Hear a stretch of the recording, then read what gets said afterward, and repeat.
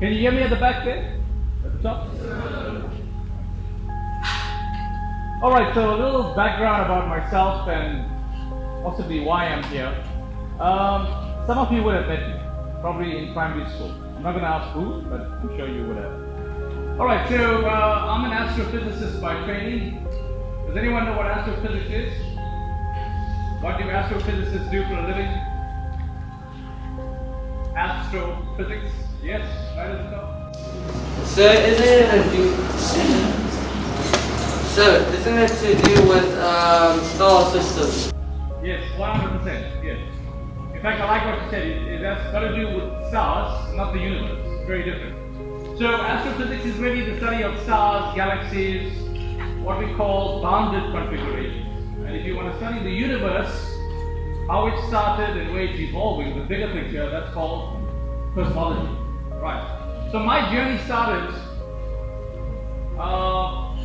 around your age. So if you grade 8, that would have been the old system grade, standard 10, that's right. Standard 6? Okay. Yeah. Alright, so mine actually started in standard 8. That would have been, standard 8, yeah. Right, so many years ago, but it started off as a very angry pupil, let's call that, or what we should call a learner. I was invited to present or represent my school at a maths competition. And when I was there, I presented on something called topology.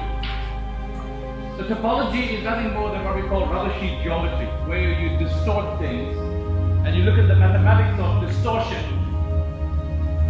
And the judges basically, I had a few demonstrations, and the judges basically said, no, we'll give him last position, because here is a guy who doesn't understand maths. And I was highly frustrated. So the question I asked was it me not understanding, or was it the judges not understanding? Because when you're at an age like this, you like to challenge. How many of you like to do that? Yes, you'd stand your ground, you'd like to challenge, you'd like to question. And that's basically what I was trying to do there. So I challenged the judges, and they still gave me last place. So the challenge didn't work. But it was very interesting because the head judge that was sitting in that room, and he said, this guy, he basically disqualified me. 30 years later, we started doing research together. He didn't know that he disqualified me 30 years earlier. But today we're really good collaborators. We just wrote a paper on a remarkable problem in astrophysics.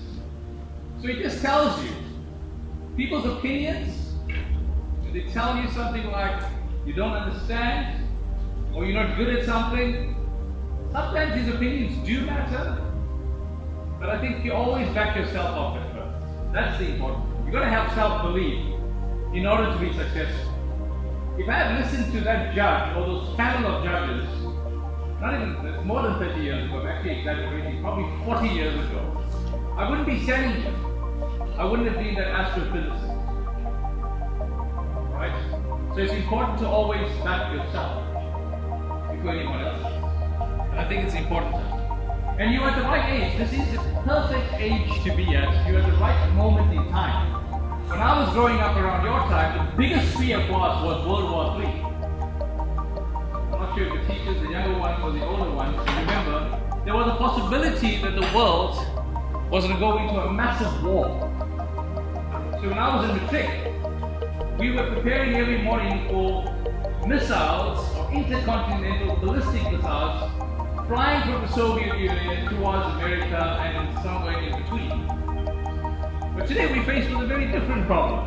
We're faced with the pandemic. I have never predicted, I never thought about it. So to me, when this thing started happening last year, it was a shock. And I wish I could have studied this stuff, like genetics, biology. So there's so much for us to do out there. The problem with the human race is we're so focused on ourselves that we don't do things for the greater of mankind. So right now, when someone tells me they cannot do something, I will not accept it. I cannot accept it. There's Elon Musk trying to put man on Mars. Yeah? Some people will not believe that and say, well, the earth is flat and we've never been to the moon. Let's get realistic here. The earth is not flat. Okay? If the earth was flat, then all the other planets should be flat as well, including the moon. We have been to the moon, and we're going to be on Mars soon. We're going to be progressive in our thinking.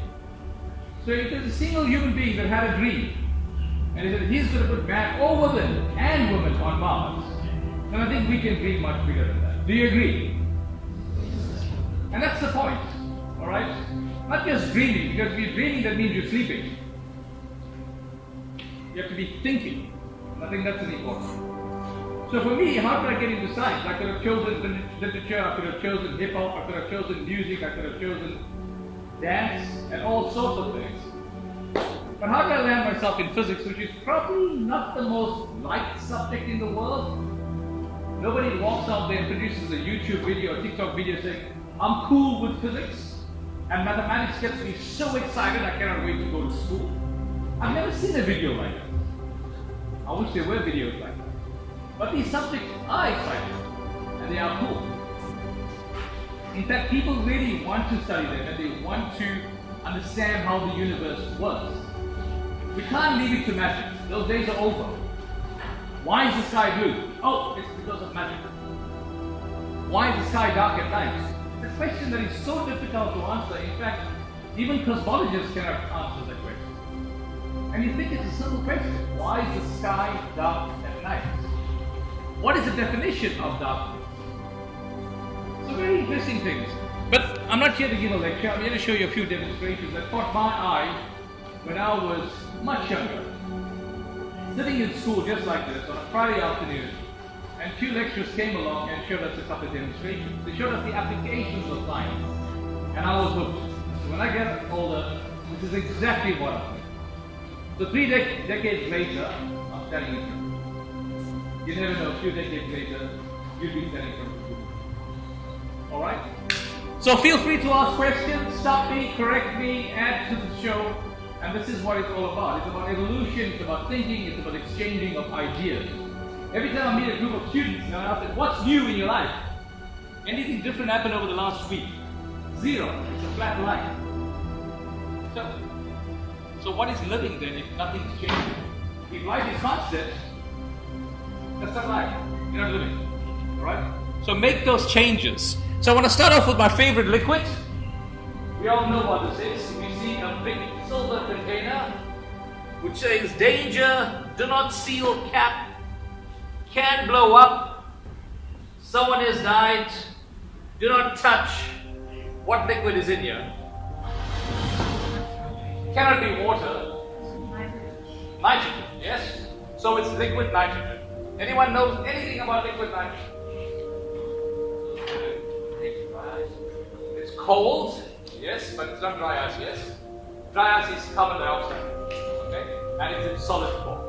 Alright, but good. Anything else? You think it's extremely flammable? Let's test that. That is an interesting point. Which basically means extremely flammable means if I put a flame in here, what's going to happen? So you want to see that? Maybe I should call one of you up. Who wants to volunteer? It's extremely flammable, and I'm challenging you to put a flame into liquid nitrogen. And look, we got volunteers. It's amazing. It's like, there's a bomb over there. It's going to go off in 5 seconds. I need a volunteer to pick it up and put it outside. Everyone puts their hands up. No, the idea here is very simple. In life as well, when they call for a volunteer, sit back, relax, and watch what is about to happen. I'm still alive because of that. Alright, so here we go. So you notice, if I was to do it there, right there you won't be able to see it, but the flame gets extinguished immediately, which means it's not flammable. Okay? So we are safe. Now let me just pour some out very quickly.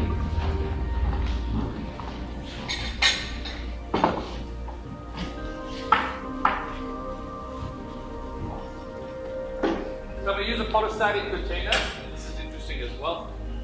Why polystyrene doesn't freeze.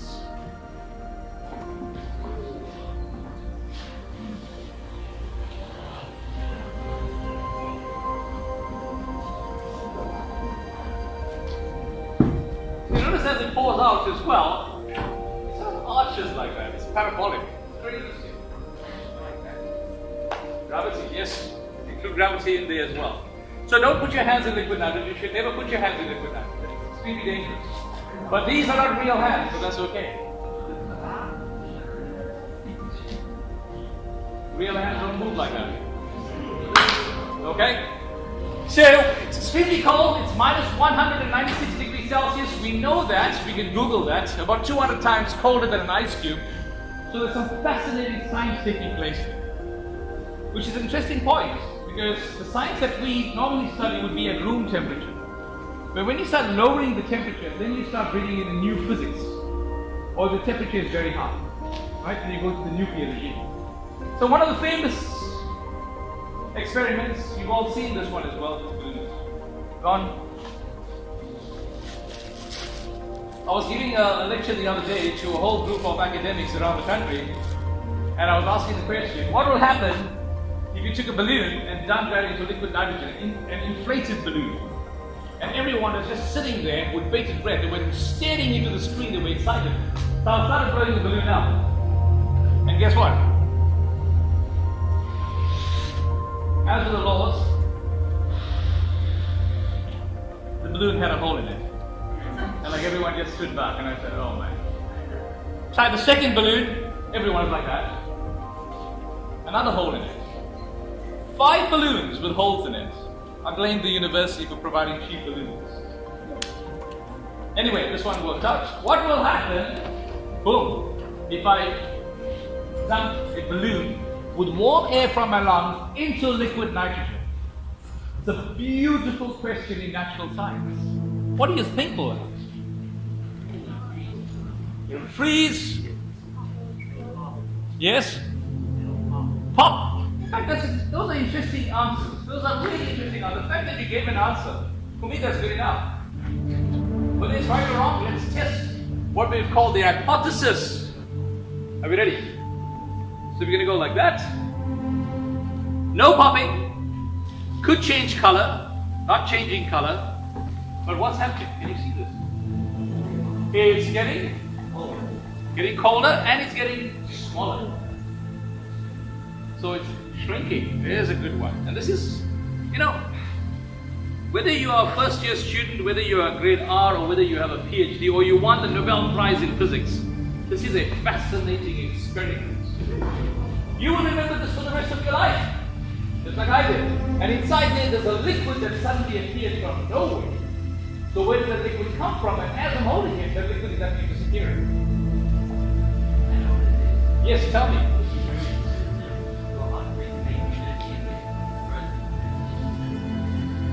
Alright, so when you cool it down, yes, it actually converts to a liquid. And that's what you're going to be learning in grade 9. And inside there you'll find a white powder which represents the breakfast that I had this morning. That's amazing, isn't it? Yeah, there we go. So I've captured part of the breakfast in this balloon. It's amazing things. I don't see this on TikTok. TikTok, I see a guy running into a wall. 100 billion likes. I put this on TikTok, 1 like. My mom. Is something wrong with the world? It's amazing. There's a lot of science taking place in India. There's conversions, there's phase change and all of that. That's what keeps science exciting. Right? And these are the sort of questions we like to ask in the exams as well. How do you learn about this? You do research. Even at grade 8, you can research things. Alright? So that's the case of the shrinking balloon. What else can I tell you about liquid nitrogen? Well, let's have a look at what it looks like. I have a whole array of very beautiful beakers. I got these beakers as a Valentine's gift. Yeah, can you imagine a set of beakers for Valentine? Romantic? No? Maybe? It's crazy. So look at that, look at that, look at that, look at that. Look at how it falls away. Look at that, how it falls away. And then it starts to calm down. But I can't hold this beaker now. If I hold this beaker, what's going to happen? It's going to be frostbite, and my skin's going to just stick to it. That's it, and my lip is going to come off. So this beaker is extremely cold. And what I was trying to do was I was actually trying to freeze hand sanitizer, which is largely made of alcohol. If you took this and popped it into water, almost instantly it will freeze. But liquid nitrogen is cold, freeze. But alcohol, no. Why?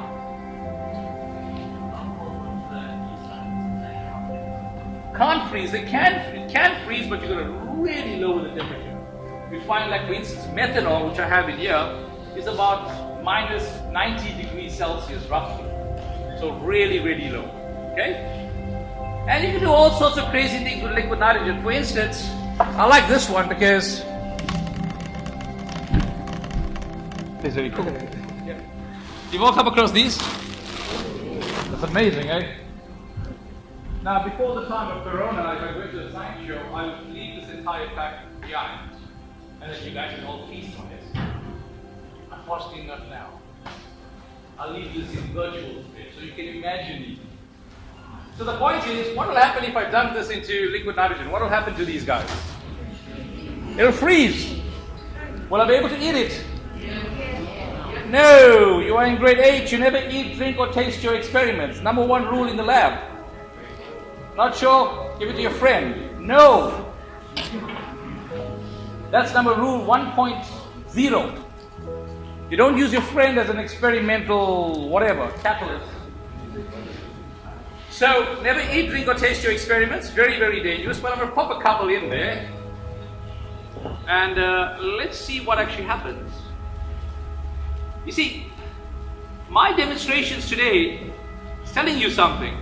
You don't have to confine your learning to a textbook. When you do that,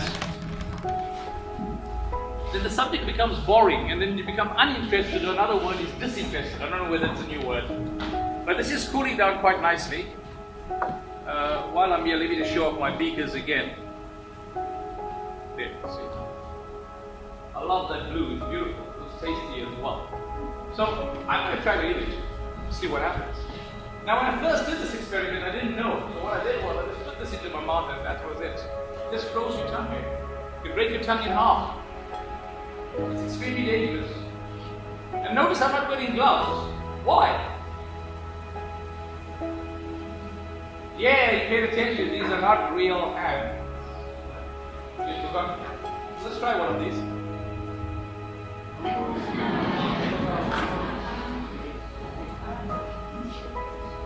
So the question is, what's really happening over there? Very cold, liquid nitrogen in there, freezing it into the mouth, which is very, very warm. And what is the typical temperature of the inside of your mouth? Is it 30? Is it 35? Is it 36.2? Is it 40? Or minus 23? There's some homework for you, you see? How would you determine? Another one.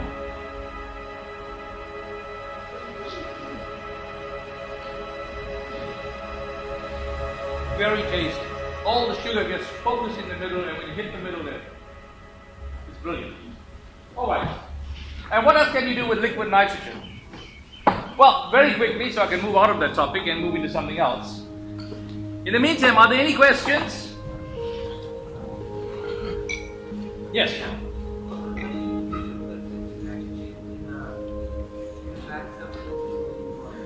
Whoa, you don't want to do that. So you want to take liquid nitrogen and add it to boiling water. Big, big explosion. It's beautiful. It's massive. So you take the container. In fact, you should do this. Put liquid nitrogen in there. I took one of those black dustbins at home. And then I got my son to do it. Because you can do this with your son, right? Tell him, right, do this, otherwise there's no stopping tonight. Guy goes, he does it, boom! The thing gets lifted off the ground. Amazing. Right, so, my favorite soup mug. Another cute beaker. It's becoming a sales rep. Watch the string, cool the string down. This is called string theory. My question is, I always ask the question, is it possible to trap gravity into a container? And if you trap gravity, is it possible to get the cup to levitate? Yes or no? You must always say yes, even if you're thinking no. It's important. That's the philosophy. Elon Musk, Bill Gates, all of these guys. And they said no. So let's try it. Watch the string. It's string theory.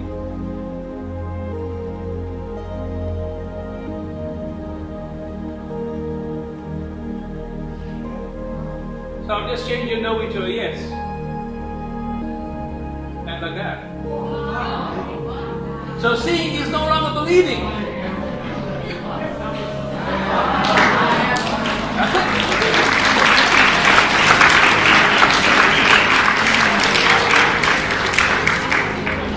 So, we know this, right? That's the reason why, when you watch YouTube videos and stuff, you're going to be very, very careful. Things can be manipulated, and if you try something, you can actually hurt yourself. So always look to the experts. That's what I do. If I see something on YouTube that I like, and if I can relate that to, say, to NASA, I'll contact someone at NASA. You can actually contact someone at NASA? You know that? You can email someone in the physics department at UKZN or UCT. You can actually do that. You can try that. It works, and they will reply. So cool. Anyway, so how do we make a nice big cloud? Let's do a big cloud for you very quickly. Lots of nitrogen in here, so I'm going to do that. And what I like about these things here, you don't need... That's my beaker.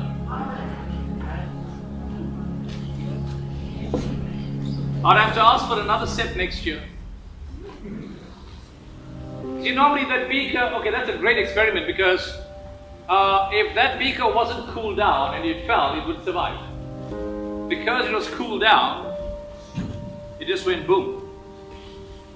So I'll make a nice big cloud. I would really love to throw this over and then as it through, we would just basically put it in and fall through. But it's very dangerous because that liquid, or that potato sticky, that liquid could get into your eye and you'd be in big trouble. So I just want to throw it up there.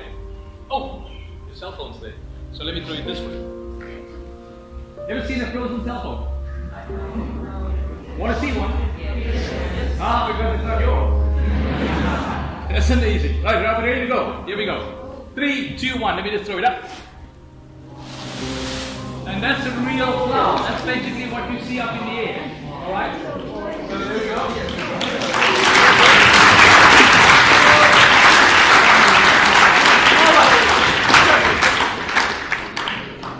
And I want to add to this. You find a lot of the stuff that you see here you can find in your kitchen.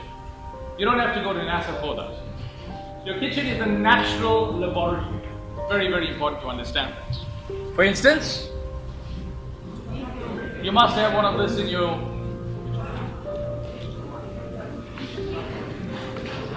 And then you have one of these. Right, so here we go. And it's a beautiful question. I like this question. It actually comes from applied mathematics, and it's how do you get a straw to a potato? Well, the obvious question is make a hole in the potato and then insert the straw. If I was interviewing people and someone gave me that answer, make a hole and insert the straw, you hire it. You're thinking different, yes? Or you could use the laws of physics. The potato is a cylinder, it's very strong. Is the straw empty? Yes. Now it appears empty, but it's not. What is it filled with? Exactly, and a little bit of dark energy in there, coming from an extra dimension. Right, how do you get a straw to a potato? You can go like this, very slowly, as if you're knitting, and you'll probably get about 2 or 3 mils of straw to a potato. But if you analyze the problem properly, using a bit of physics, if you tap the straw, you create a very stable cylinder. Then you use Newton's second law of motion, which states, anyone? Oh, you're in grade 8, so you don't need to know Newton. It states that if you apply a larger force, but over a very short period of time, force, impulse, momentum change, watch what happens if it happens. Are we ready? Here we go. And you can get straw through a potato.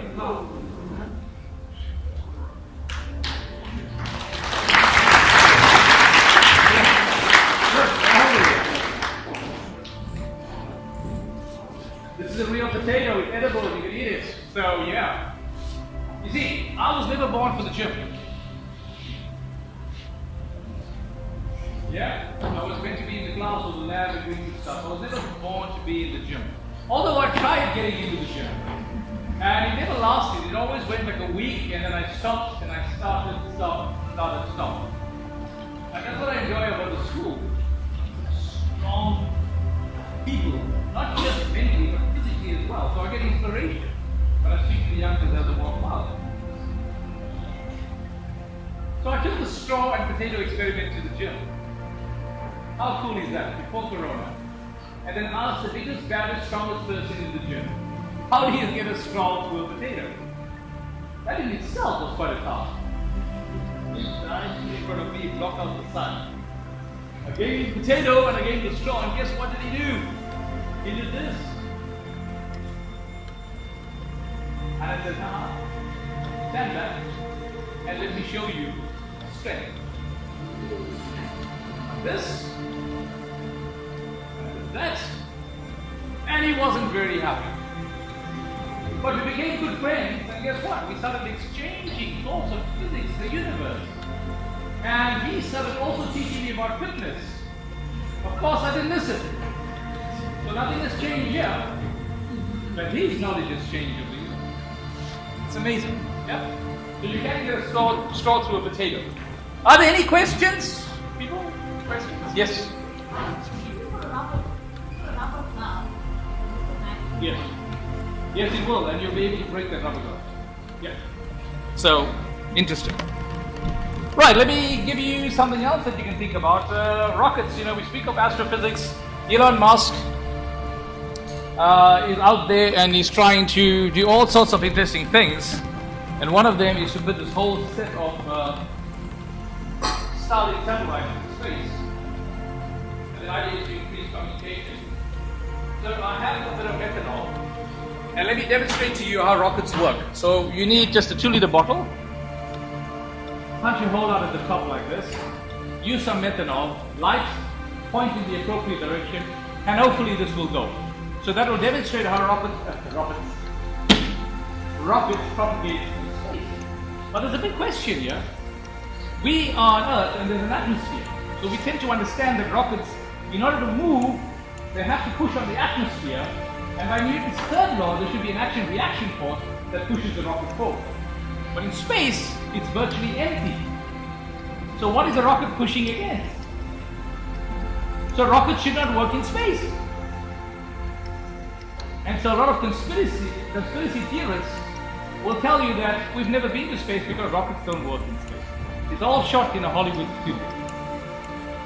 You don't need an atmosphere for rockets to actually travel. Alright, the action-reaction is within. Oh, there we go. I'm just checking methanol. Don't play with methanol, this stuff is dangerous. So I'm just going to take there, create a nice little methanol cloud in there, and when you get to grade 11, there's a grade 11 student there. On the camera, thank you. So he's probably doing a bit of organic chemistry, or will be.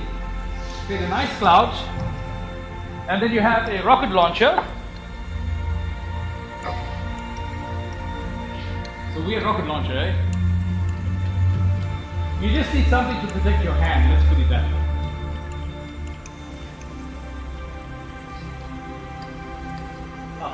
Okay. We're good to go. You can imagine if NASA was actually using that sort of technique to launch rockets. Shake them up and then put it to your ear. Oh, we're good to go. That was weird. So there we go. I'm just going to point that out there, and hopefully it does go. If that was methanol. No, it didn't go. You saw that little blue flame? That was so upsetting. Oh yes, because there's lots of methanol in there. That's not a rocket. If it doesn't go, just leave it there, and it'll eventually.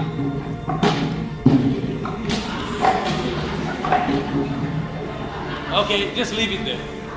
Just leave it over there. Because the thing is about rockets is when you light them, and you might think the flame is out, the flame's still in there, and eventually it might just take off, so you don't want to be anywhere near that. So it's cool, I'm not near that, so it's okay. So keep one eye on the bottle. It should be fine. But eventually what will happen is, I think there's a mixture of water in there. There was some water in that bottle, together with the methanol, and that basically downgraded the methanol. If you have real methanol in there, crude methanol, light, you should get a boom. Try it later. Any questions? Oh, yes, I forget. There's one? Oh, yes, question, sorry. methanol, paraffin will not work and pencil will not work. So you put it into a bottle like that. If you light it, the bottle starts to melt in front of you. You'll just catch a light, and eventually all that plastic will get onto your hand. Severe burn. How do I know that? Because it happened to me. You know, you say use methanol, and then you want to start being clever and use petrol, and then suddenly your hand on fire. Be careful. Right, here's a really cool experiment. I have a smoke machine over here, and the smoke machine used to work beautifully until I tried to get very, very clever. And I wanted to convert the smoke machine during, the first wave. I wanted to convert the smoke machine into a fogger, and somehow I killed off my beautiful smoke machine. You know, normally it just gives us this beautiful puff of smoke. So now I'm like, really got to shake it up. And there's some smoke coming out now. But that's not enough smoke to do the experiment. So what I tried to do was put alcohol in there, sanitizer, and it killed off my smoke machine. So the question is the following. See, this is a normal, what do you call this thing? A bit. But you can convert that into something really remarkable. You put a piece of shower curtain at the top, cut out a hole at the bottom, and you have a vortex generator. Vortices are very, very important in fluids.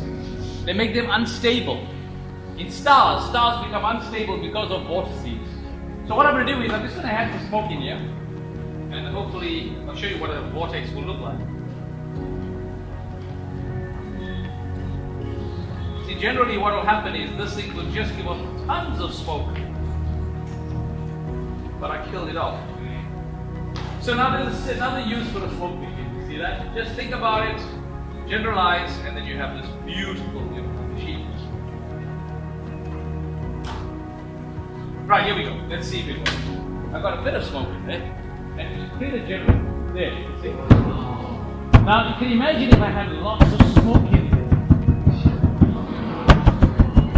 If you had lots of smoke, then you can see these clouds, and as they move up, these rings, these vortices, the hang time is quite long. It can last for about a minute out there, and then you'll start to see it being it'll start to deform. It'll twist, and then they start to break up.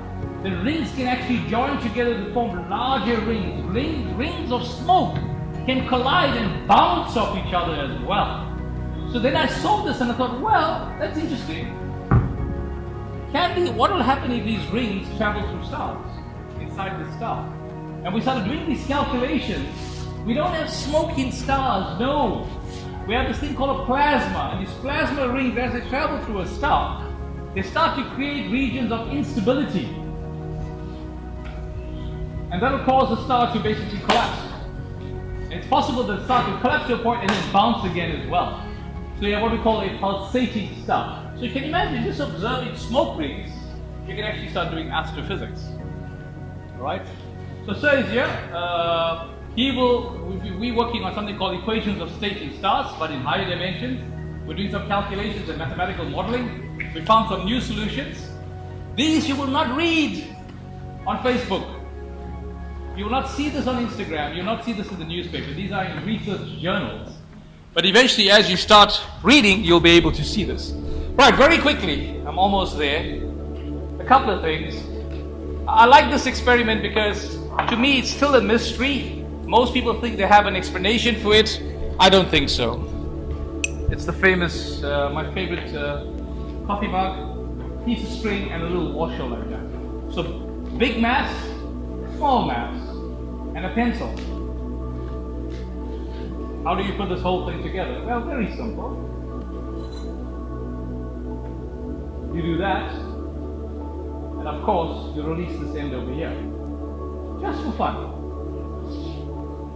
Now, this cup is very dear to me. I mean, this cup has been in my life for the last 15 years, and she's been around the world with my colleagues. So let's see whether she'll survive the fall. Are we ready?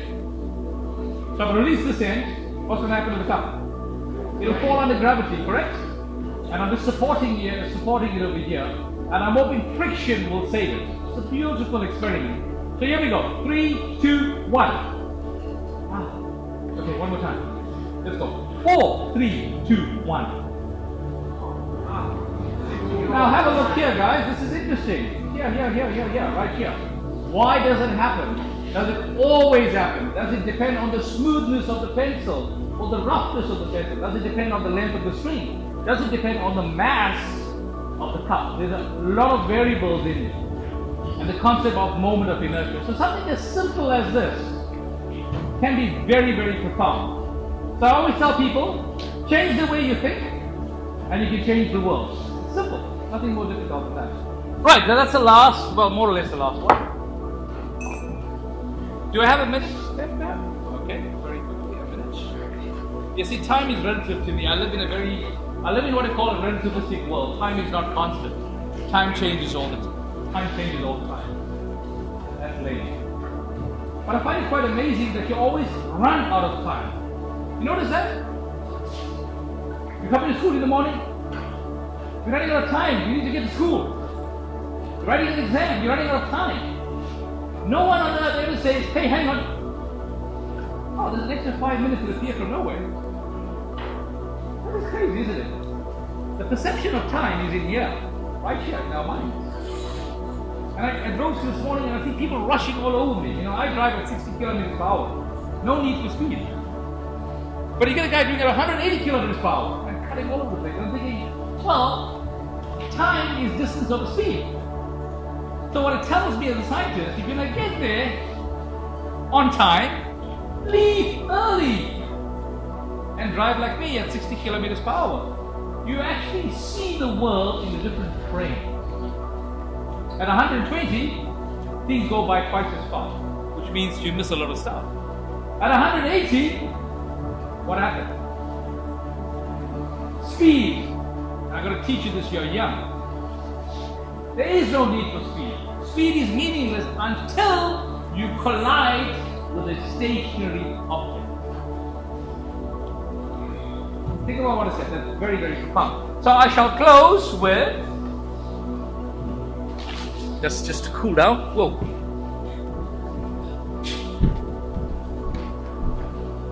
Right, I want to close also with a very inspirational little story, and that is, I tell the story all the time, and again, it's a lesson. Do not listen to people. That's not what I'm saying, right? I don't want you to go back to class and say, I'm not listening to this geometry lesson. No. So here's the story. 20 years ago, I came up with the idea of doing these science shows. I wanted to basically educate people who don't do science and youngsters like yourself to inspire and motivate you. I had the idea of going to the beachfront, taking some liquid nitrogen, getting onto the pier and doing these experiments on a Sunday. How exciting would that be? But my department at the university said, no, that's not what scientists do. You don't go out there and you do experiments, that's stupid. You're supposed to be at home doing calculations. And I said, no. So they asked me, what is one of the tricks that you're going to do? I said, this is the one I started off with. Watch. So the whole bunch of people in the tea room, about 30 people, all with PhDs in mathematics, physics, astrophysics, and all of that. And I said, I'm going to do this experiment over here. How do you walk through an A4 page? How do you walk through an A4 page? Yes? Is it possible? Always say yes, even if you're thinking no. So you got your hand up, you're going to fold the page in half, correct? A lot of people say cut along an arc, but if you cut along an arc, my head's not going to fit through the page. So think of the problem, analyze the problem, and then you do the following. Watch. It's all about how you think, nothing else. You don't have to be a genius. Ma'am mentioned I'm also known as Dr. G. The G does not stand for genius. In fact, it stands for Govender, but some people say gone. He is gone. His mind's gone. And I think that's a great achievement when someone said, my mind is gone, because it's not here. It's in another dimension. It's amazing. I think it's a compliment. Dr. G, gone. Here we go. Watch this. This is a shot, so be careful. Turn it around. Leave the two at the end alone. And cut through all the other strips. But before you get to the end, just stop over there. And cut through each one. Let me do that very quickly for you. I've got to see this through to the end. Please guys, I want you to go home and try this, but try this with an A3 page. This is a very small pair of scissors. Here we go. And we're gonna cut along there. See how small these scissors are? That's pretty. There we go. Right. So the effectiveness depends on the size of the scissors. So let's go. Cut all of this out. Here we go. So what you do at the end is cut up all the folds, and that just opens up beautifully like that. So that's the same A4 page. And you can place it out there, so everything's in context. You see, a lot of people, when you ask them, they'll say, no, it cannot be done, it's impossible. But it can be done. And I shall demonstrate how to walk through the A4 page. This is the best part. You hold the page up in front of you. You step with your right foot forward first. It's always the right foot if you're stepping from a 4-dimensional universe into a high-dimensional universe, and you go like this. 1, 2, and I've just walked through an A4 page. Okay.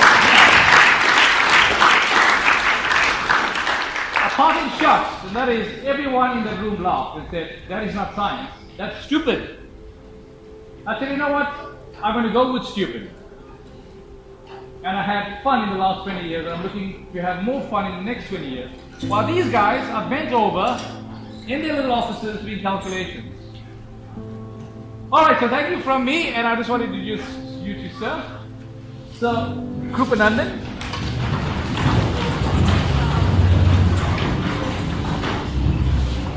Good morning, gentlemen. He deserves a standing ovation and a round of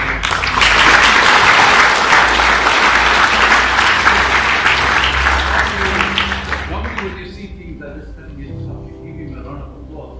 Now that's not the way to go around the applause. You do it like this. Let's go around. Let's all do that.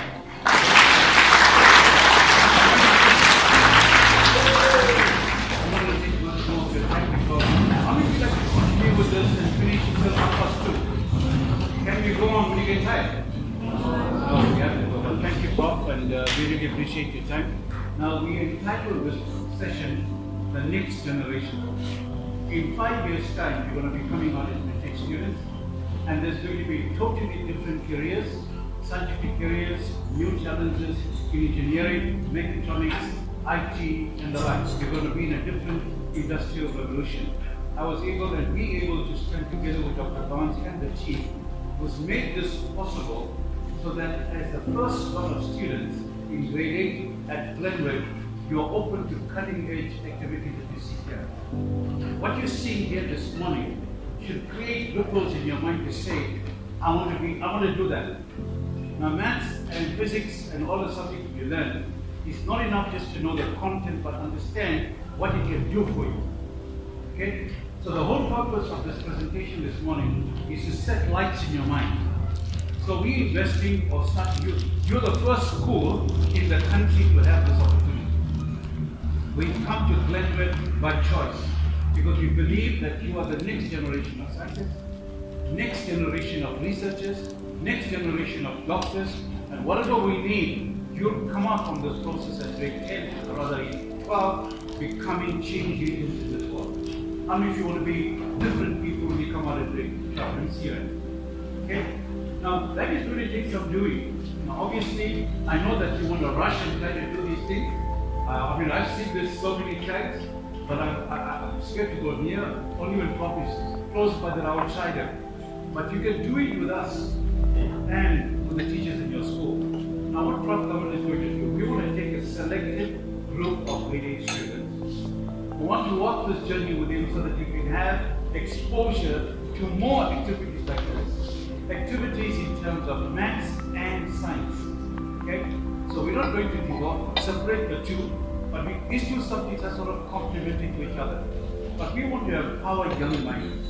One of the themes of my life whenever I go to school, Glenwood High School is shaping the next generation of minds. That's what we want to see. We don't want mediocre, ordinary thinking. We want you to become new scientists, new mind thinkers. So we're going to take a group of you and over the year put you into some platform, Google or platform, or even see you now and again, and change your thinking so that you see the learning that you do in the classroom in a different perspective. Like he said today, he says you must think. There was a time when think about out of the box, but now you have to think about out of the smoke machine. Right? So if you are really keen, and Dr. Grant, we must thank you, right, for giving us this opportunity. You are the first lot in South Africa to see this on the brink of the starting of high school. So you've just illuminated your minds. You're starting on this train that is a bullet train that's only going to stop at grade 12. And when you jump off that train, universities and the world is waiting for you. Now that, I'm excited about that. I'm not sure I'm going to be around there when you are there, but I'm hoping to see you at some ICC presentation to get an award in maths or in physics. Now you want to know from us what we're going to do. Now obviously, it requires a lot of commitment to be part of this group. Okay, if 50 of you want to be there, we don't say no.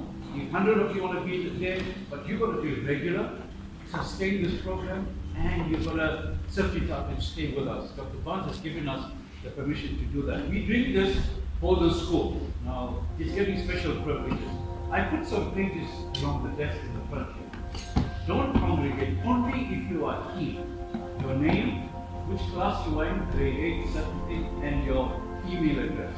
Okay? Now, what you want to do, you want to form an exclusive scientific group. And that group will adopt right up to grade 12. Okay? Now, at the present moment, as I speak, we opened a new school in Namasi, a brilliant school. We just opened it 2 weeks ago. We spent 368 million rand, starting with grade 8. And we're hoping that that group will become the new generation scientists. But I want to say to you, then let's spot the same door open to you. What I've done for them, I'm doing for you at no extra cost. And you should give yourselves a clap for that.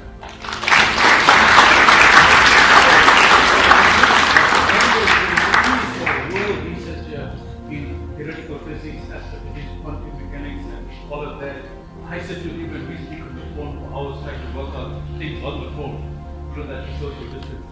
I really appreciate that, Prof. Thank you for making me who I am. So without taking any more time, very gently, so you can form in that note, pages there, just your names, and which class you're going to go. I'll pick up the details of the class register. Just your name, right? And which class. Is it grade A or B? How is it? What does it call? Grade A, what? How is it labeled? Grade A, what? It's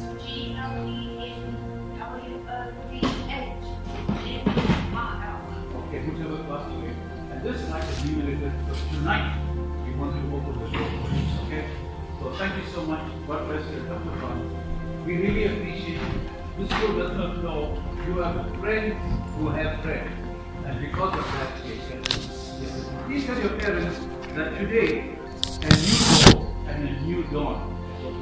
God bless you and enjoy the rest.